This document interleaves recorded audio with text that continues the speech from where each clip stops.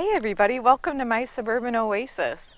It's the weekend and it's time for another garden tour around our garden here in mid-Michigan in Zone 5B. My name is Soleil and this is my backyard garden, and we're going to take you around, and I think you're going to love it because I've made some small changes and they can really have a big impact. So we'll talk a little bit about some of the things that I've done since the last time that we've gone through the garden, and we'll talk a little bit about some of the plans that I have for the future, because fall is a great time for planting and transplanting, dividing, and making changes in the garden for next year. All right, let's go. Well, we'll start up here on the deck just to take a little look at how the little lime hydrangea in the pot is doing, and it's doing fantastic. It's really pushing out those blooms, and because we've begun to have some cooler nights, it's actually starting to take on some of that beautiful pink tint on the sepals, and I think that's really gorgeous. You'll see that on quite a few hydrangeas in this tour that they're really starting to turn. And just to give you another little view of my garden from a different area, which I always like to try to do for y'all. This is just from one of the corners on my deck. You can see the hibiscus are blooming their heads off still. And we have some Rose of Sharon there. And then the gorgeous rose. That's that high voltage rose. And then the Rose of Sharon is called the, let me think here, it's the violet, it's a double chiffon. Purple chiffon, I think. And the cardoons are looking pretty good in their pots on either side of that garden bed, right? They finally come into their own with a little bit cooler temperature and better established roots.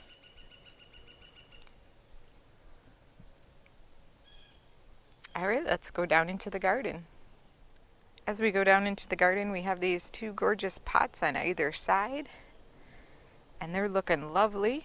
Okay, so the garden is looking pretty good. It's a little bit dry because we have had some cooler weather, but definitely still dry weather for this time of year. And I'm hoping we're going to begin to pick up a little bit in terms of the amount of water because, like I said, it's transplant season, dividing season, and I have all sorts of plans. For instance, in this corner, I do have one clematis that goes up this trellis, and I want to add a couple more from some of the pots that I have them in right now. So I plan to do that soon. Definitely will be a bit of a challenge trying to get them out of their pots and do it in a way that I don't injure the plants. Alright, so over here everything's looking really good. The coneflowers definitely bounced back up after we did the trimming on them. So I'm really happy with the way that that turned out. And back behind them, the little limes are definitely starting to put on some more of that glowing light green color. Those are going to be simply gorgeous, especially as they get bigger, and you will be able to see them up against those arborvitaes, and they'll provide a beautiful light backdrop for these purple coneflowers. All of the sedums have formed their seed heads throughout the garden, and they're getting ready to bloom soon.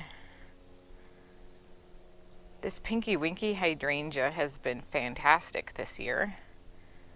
I can't wait to see it next year also because it's just going to get better, I think. But the bloom heads on these, just so you can kind of get a sense of the size of the panicles. This is my hand. So it's probably about twice the size of my hand and at least as wide as my hand at the base. Very, very large, very stunning, and the pollinators do love that because it has plenty of flowers that have pollen in them, and I'll show you those as well here. Those are these little teeny tiny ones right in the middle, not the big florets, but just these small teeny tiny ones. and that's what they're going for to get the pollen. And there's plenty of them on the Pinky Winky, so they do really love it.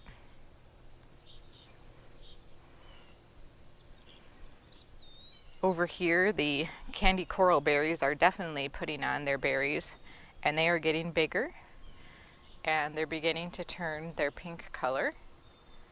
So these provide a really nice fall interest. They also provide some interest in winter. One of the fun things about gardening is how you can always be thinking about what's in store for next season, next year, and what you want to do next. It's so fun. So we're getting some second blooms on the Pinkadot phlox. We haven't gotten any yet on the blush phlox, which are the ones that are over here. These are the opening act ones that bloom typically earlier in the season, sometime late May, and they're gorgeous. And then they come back with a little bit of a second flush this time of year. And so they haven't really hit their full second flush, but they're definitely working on it.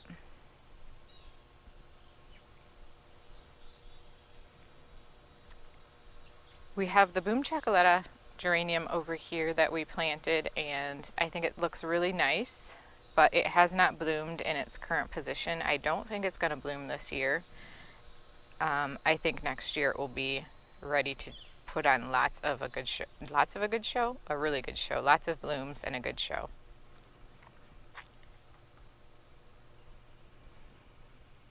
Now we just planted this rainbow Weigela this year, and it has taken incredibly well to this position, so I'm really glad to see it. I think it's just going to thrive here. And that one will put out some blooms next spring.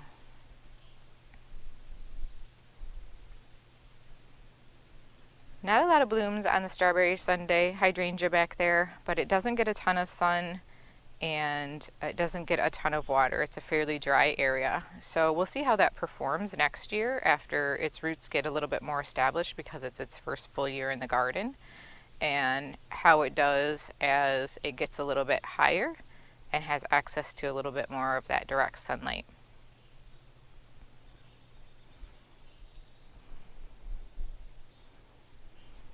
The hydrangeas over here, the Seaside Serenade Bar Harbor, are looking great. They are definitely all lime colored now, and they are semi-dry, and they are ready. If I wanted to take cuttings of them, this would be the perfect time to do that in terms of using dried hydrangeas for arrangements or any type of projects. I plan to leave the majority of those on for the winter because I think they look really pretty in the wintertime. This foliage corner, which is all shade, is really gorgeous. I love the contrast of the different type of foliage in here between the Japanese ghost ferns or painted fern and our beautiful pulmonaria with the spots on it that have larger lance-shaped leaves, along with the really large foliage of the hostas in back, and then the deep dark foliage of the 9-bark, even right down to the ground here. We have some of the ajuga that also goes really well with this bed.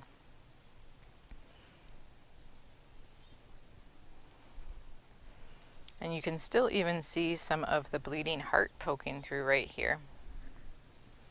In areas of my garden where I have the bleeding heart planted and there's sunshine, it typically dies back.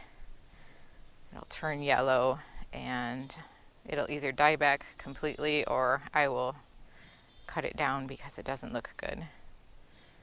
This is our Scarlet O'Hare Pieris. It has taken really well to this spot, this shady corner, providing some really glossy small leaves in contrast to the larger leaves of the hosta.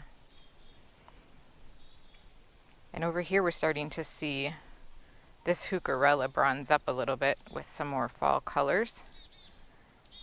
This is the Fun and Games. One of the varieties from that is the hopscotch version.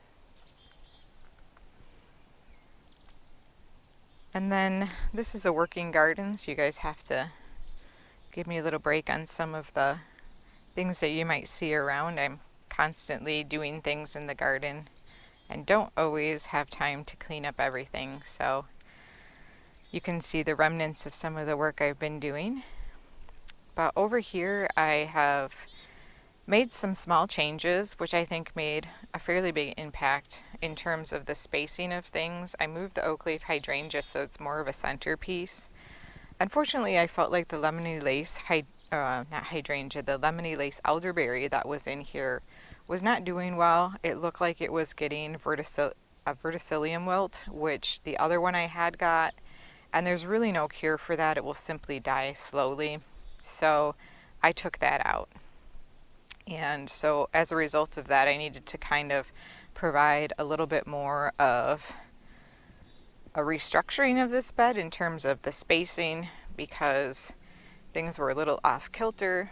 It's a pretty circular bed, and so I did that by moving the oak leaf hydrangea and then the variegated Solomon seal that we just saw behind it.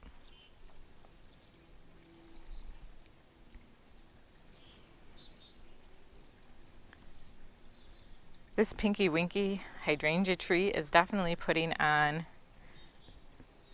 some of that fall color as we get these cooler nights lately. And I think that's absolutely beautiful. We've had hummingbirds coming through the yard quite a bit. One even buzzed me. It just like grazed my head. I could feel it in my hair. And because it's been so dry, the animals have really appreciated, even the bees. I've seen them on some of the small water features that I have in my garden, such as this small bird bath right here. They really enjoy it. They just creep up to the edge of the water and take a drink. I do have a baby bunny right now that is definitely challenging for me. It is very, very cute, but it's definitely eating some of the things in my garden, and I'm not happy about that. So here we have the beautiful white trumpet blooms of the Royal Standard hosta, and the size of these blooms, I mean, they're so gorgeous, and they last for weeks. They start at the bottom and continue up, and the fragrance on these is simply fabulous. I feel like I'm in a tropical paradise, and I sit in my swing and I smell the sweet scent of these wonderful hostas, and it's so enjoyable. That's the thing about gardens, they're such a sensory experience. The pollinators do love these as well, but gosh, they just smell so good. So I highly recommend having some of these in any shady areas near some place where you may sit so that you can enjoy the scent. They're especially heavily scented in the mornings and in the evenings when it's cooler out. Now, in this area, I have also made a couple of small changes. So let's just turn around and I'll show you what I did here. It's very small, but I took some of the Pink Fizz tiarellas and divided them and moved them along this side. And I hope to put them just along this border underneath these large hostas so that we have something lining the edge here. I think that will look really pretty and just kind of balance both sides of the path.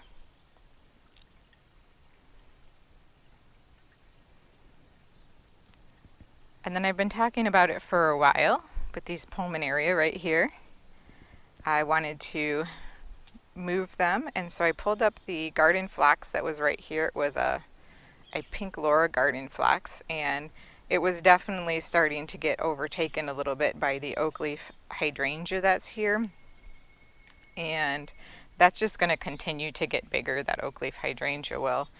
So because of that, I wanted to just kind of ensure that we had nice spacing of the pulmonarias in here. So what I did was I just moved two of them, I moved one back to where the garden flax was before, and then I centered this one. So they transplanted really well. Um, they did have a little bit of drama because pulmonarias tend to do that when you divide them in terms of flapping.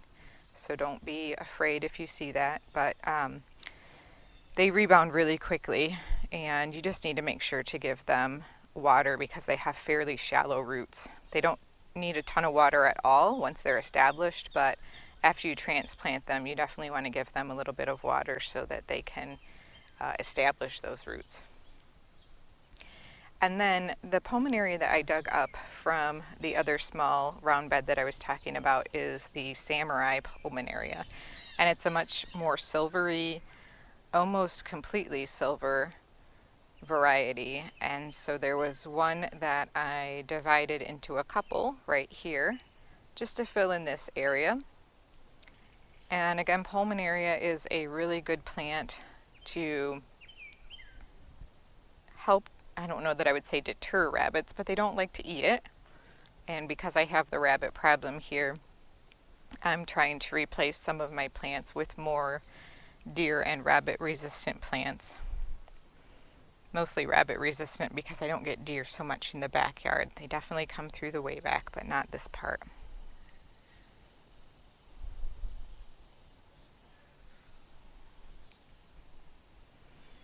All of the wildlife has been very happy. I'm not sure if you can hear some of the sounds of the squirrels and the birds right now, but they're definitely enjoying the cooler weather as well. And I can tell they're starting to run around and begin doing some activities to prepare themselves for the coming months.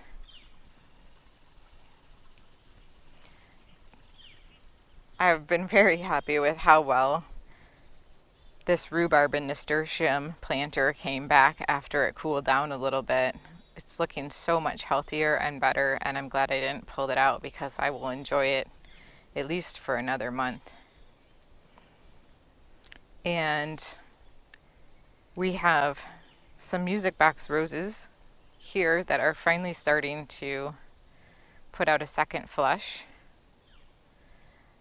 And these are the gorgeous Laura garden flax that we have, the tall ones. They're extra bushy looking even though they're small plants because I do the Chelsea chop on them every year. It does delay the blooms by probably a week or two in the fall, but I think it's worth it for the show that they put on.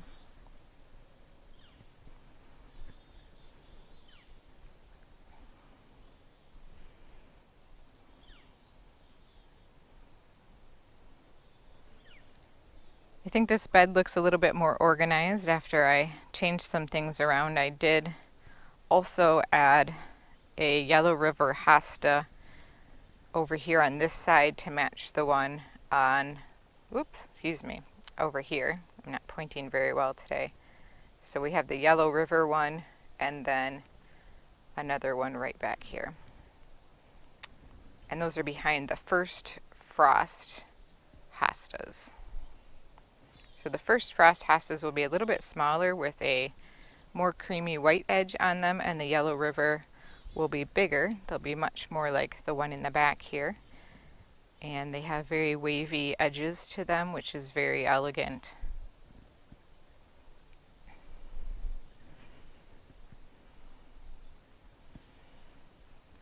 I've also come through and started to divide a few of the curly fries hostas that are along the edge of this bed.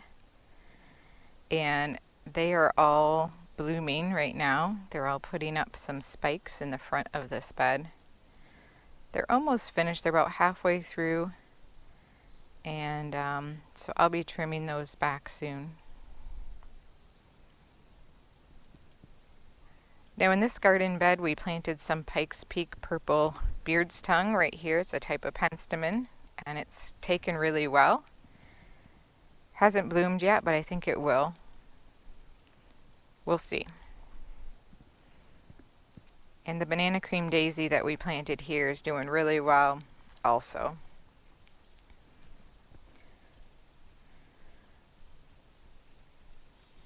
And I don't know if you remember, but I did find a seedling of this mega caramel heuchera in my path, and I was able to plant it, and it is definitely putting on lots of new growth and very happy in its new spot.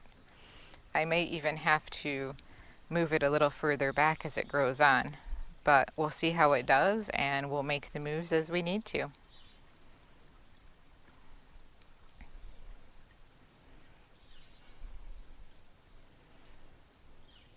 This garden bed's doing really well back here in the shade. The pieris are putting out some of their bloom spikes, which I'll show you.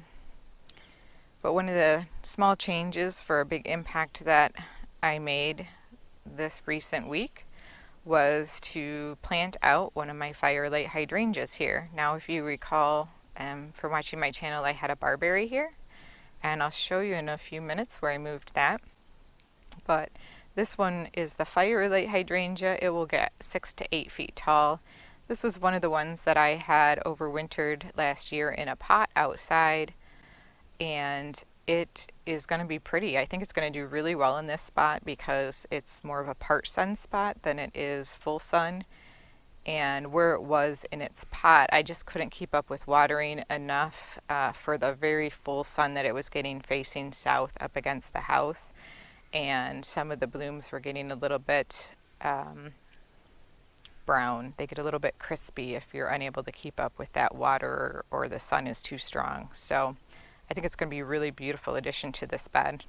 One of the other things that I want to do is come through and take out some of these hostas here because they're kind of overwhelming the bed, and I'm going to pull some of the heucheras out, and similar to what I did with this, to line the edge of this bed. And then we'll see how much room is left in the center. But we have a boxwood already in there, and I think maybe some other flowers or something that has some height would be really pretty in here, depending again on how much room we have.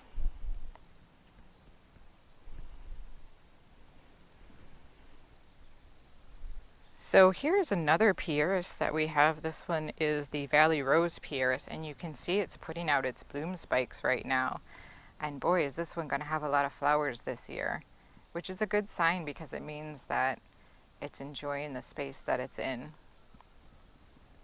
And there's another just over here to the right, which is doing the same.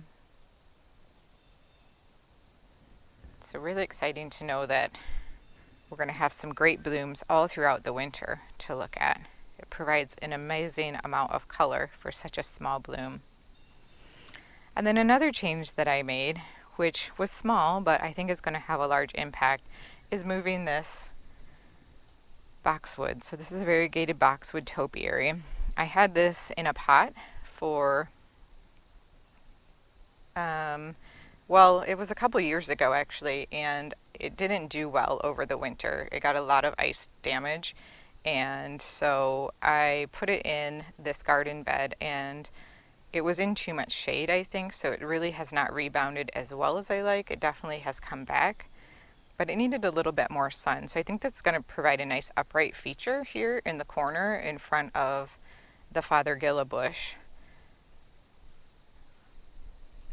And I see some very small signs that the Fothergilla is starting to put on some of its fall color. That one is a very gorgeous fall plant. So if you're looking for shrubs for fall and winter, highly recommend looking into the pieris as well as the Fothergilla. I also moved my Muckdenia because it was in full sun, and so I moved a couple of them over here just along the edge to see how they'll do over here in more shade. They seem to actually be happier already. It's amazing how quickly a plant can respond to a new environment. So I would just say if you ever have plants that aren't doing that great and you're not sure what's wrong with them because you're doing everything that it says on the tag, sometimes it just is in the wrong spot, and even moving it a few feet to the right can make a big difference. Or the left. I think you know what I mean. Over here we have another little lime hydrangea, which is looking gorgeous because it's finally putting on the blooms. and it's lighting up this corner for sure. This is another place where I transplanted some of the seedlings that were in the pathway. These are that purple Pike's Peak beard's tongue. So I think that's going to look really pretty. And they were planted where the macadamia was. Another plan that I have in my mind right now is to dig up this Rose of Sharon, which is not doing really well. I planted this last fall. I didn't think that it came back over the winter. It was a clearance plant, but it actually did. I left it, just to see if it would grow, because sometimes they're slow to come back. So it is alive, and I could plant it someplace else. Not sure if I will or not, but I plan to put a hydrangea in here. I'm not sure exactly which one yet, but I have some ideas. And then this is the Diamond Rouge hydrangea, which looks very different from the one that is on my deck, because the one that's on my deck is much further along than this. It has all of its blooms and most of its color already. But this one is just starting to bloom and just starting to put on its color. And I love it. I think it's absolutely gorgeous. It does have a little bit of that lace cap look. It's very large florets, and the color that it puts on is typically incredible. So right now this gets lots of morning shade, and as it grows up and further forward from these arborvitaes, it's going to get more sun and it's going to put out more blooms. And then we have some pretty daylilies in front of it that are blooming, which was unexpected because most of them are all done. All right, so here is the new space. I was unhappy with the way this garden bed was looking. The chipmunks and the groundhog and the rabbit, for some reason, really like this area and have been doing some digging, and it's been a challenge. So also I wasn't really pleased with the garden design, and so I thought I would move one of the other firelight hydrangeas that I had in the pot here, and I'm really happy with the results. So that's the new firelight hydrangea. Before I had a variegated hosta just kind of holding that place to help keep any of the neighbors' weeds from coming under the fence. And then in front of that, you'll see I planted that barberry that I moved. And I love the color combination. And I think it's going to look really stunning with the sedums when the sedums start to bloom as well. And as a result of that, I also planted, this is the macadamia, the mix of the Virginia and the macadamia. And so I just kind of transplanted that a little bit to arrange it more in a grouping in front of that. And I think that that just looks really, really pretty. Definitely a welcome change in that area.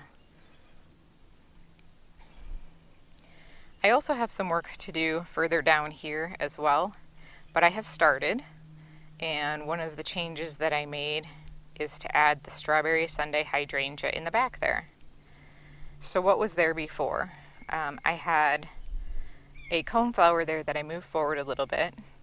Again, I had a variegated hosta there that was just a placeholder, as well as some other small autumn joy sedums. And so it wasn't having the look that I really wanted over here. So I think this is going to be better. That strawberry Sunday hydrangea was in a place that I wasn't really happy with it. It was by my Incrediballs. And so now I'm much more pleased with the way that it looks. And I actually put a autumn sedum in place of where I removed it from. Yeah, you see those chipmunks down there on the rocks? Every single kind of animal right now is being attracted to the neighbor's peach tree. So they come in and they eat it, and then they drop all these halfway eaten peaches. Anyways, this garden bed is looking really pretty to me. I like this section of the long border. I'm really happy with it. I will say this mum is just kind of gigantimum taking over though. So in the spring as it grows, I'm probably going to pull out some parts of it. I will definitely keep it, but we're going to start seeing lots of mum color soon, you guys, which is really exciting because it's so beautiful when that starts to come out as well. It's always amazing to me how much color fall provides in the garden. When many people think that the gardening season is just kind of winding up, I feel like it puts on another really great show for us. You can see the Mr. Goodbud sedum down here is putting on some beautiful dark pink blooms. And then we have another flush of blooms happening on the Rose Marvel Salvia over here. And I think those are just gorgeous. I definitely think it's time for me to pull out the annuals in these hanging baskets. The roots have just gotten too big for the water to keep up with them, and I don't have the time to water them twice a day. So those will be coming out soon. All right, let's take a look at the fountain beds.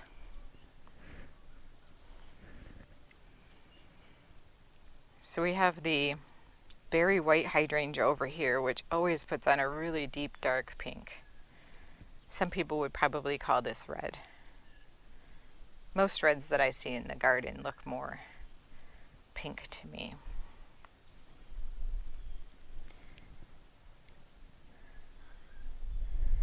I have a lot of new growth on the roses over here, and these are the all the rage rose. So we just had a flush of blooms, and unfortunately all that's left that I can show you today is these few right here, but we're definitely going to get some more, so that's going to be great. I mean, a lot more. And I don't have the fountain on right now because I need to do a little maintenance, clear out the water and clean it a bit. The birds use it as a bird bath, so it does get funky sometimes. So here's where I took out that strawberry Sunday hydrangea because I wasn't happy with it. Right now the sedum's probably just going to be a placeholder, but it's possible I might just swap it out with the salvia that's next to it so that it's more centered in front of these two Incrediballs.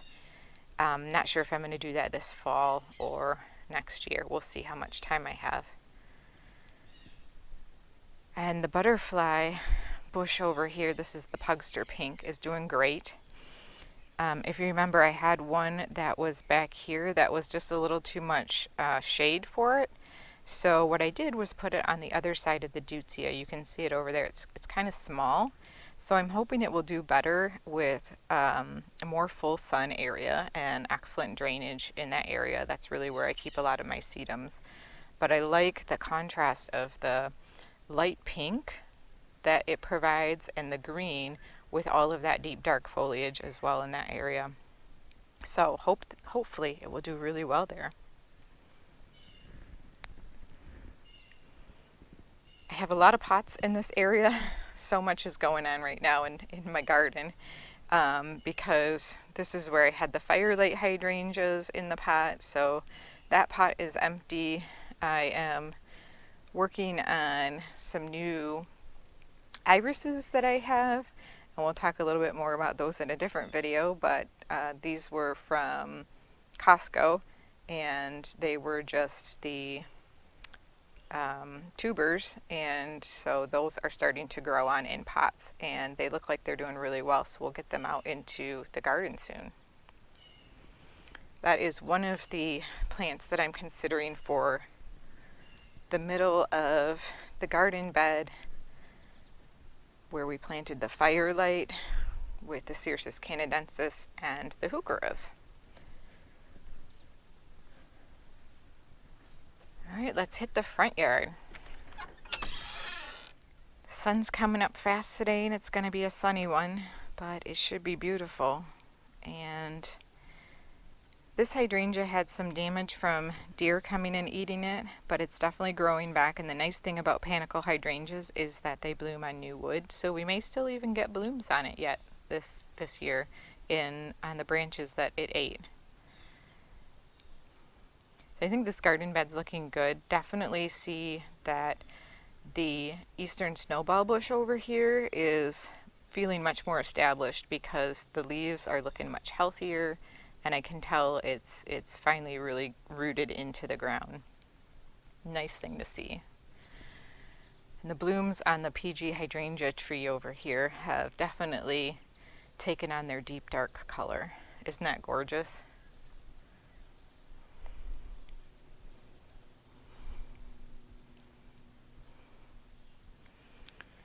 So I still have lots of coneflower heads that I have left up. I have not cut them back. I see goldfinches out here a ton now. They are going after the seeds in the coneflowers as they dry, and they're just pleased as punch to have them. You can see up front here that the mums are blooming, so we're starting to get some of that color. Still lots of color from the phlox in the back. Those are something that definitely get eaten quite a bit by the deer. I almost think that they're like a welcome mat for the deer. So I've thought about replacing them, but I'm not sure. I really like the blooms on them, and I think they're really pretty. And they typically do come back strong enough after the deer eat them and bloom that it's worth it.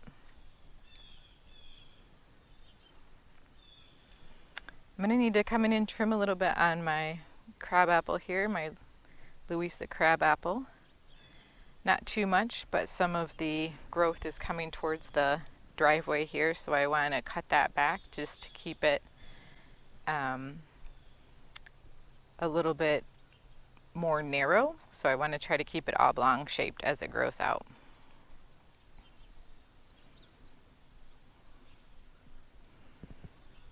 Most of the alliums are done blooming now, the Millennium alliums. So you can see their seed heads are still on. I haven't come through and deadheaded them here.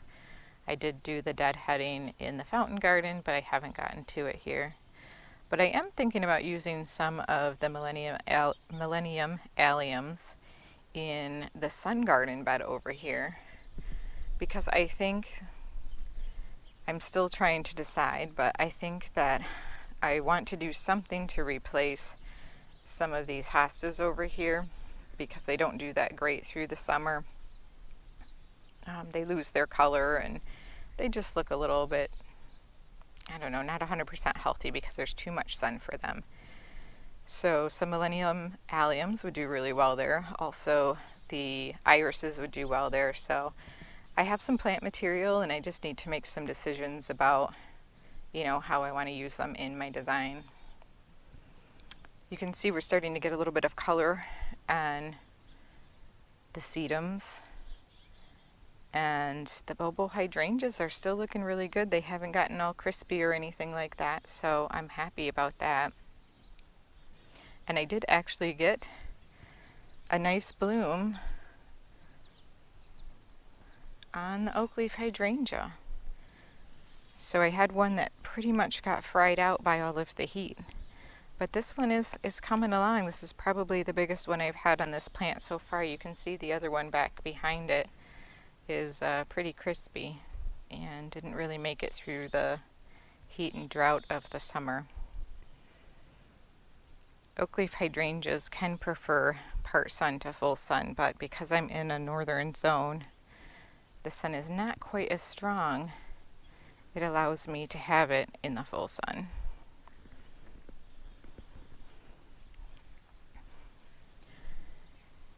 In this bed, I also made some minor changes just for spacing, trying to give things room to grow, the things that I really prize. So I have my Wabi Sabi viburnum here, and it was planted a little bit too far back under the canopy of the tree, not getting enough moisture to its roots. So I removed one of the big hostas here, which typically we have to protect from the deer. But this viburnum is pretty deer resistant, and it should grow fairly large, several feet across and a couple of feet high, so that will take up some space, and it has beautiful blooms in the springtime. So I'm much happier with the placement of that now. And you can see the mums are starting over here as well. And the bobo hydrangeas are doing pretty good. I might have to think a little bit about pulling out some of the mum material next year because they do get so big in my garden. We have lots of mums in front of this bed as well that are going to bloom. Some orange and some of that purple.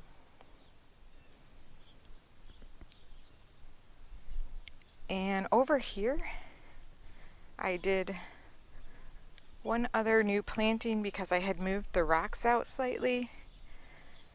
I've been challenged for several years with this area and trying to provide a little bit more camouflage for the downspout. But I think these blanket flowers are very happy here, and I just planted those here last week. Very gorgeous color.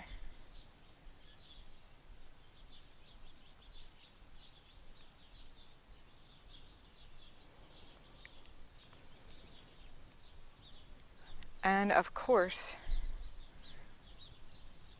doing well all year round for me is this wonderful shade bed full of hostas and ferns, geraniums, the large root geraniums, and the hellebores. It's such an easy care bed.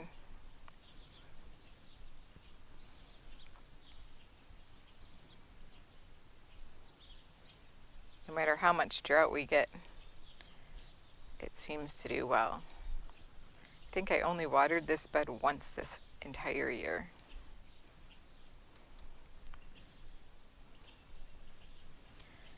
And then this area is starting to look better. I do love how the viburnum that we planted recently is looking. It is happy in its spot, and I think that is going to really easily grow up and screen that air conditioning unit soon. It won't take long, maybe a year or two, and it will have an impact for sure. I'm just much happier with the larger leaves on this one than with the spirea that was planted there. Definitely a win. Well, that's it for now, guys. My battery's about to die, and this is a long video, but I hope you enjoyed it, and I'm interested in hearing what plans you have with transplanting or dividing this fall for your garden.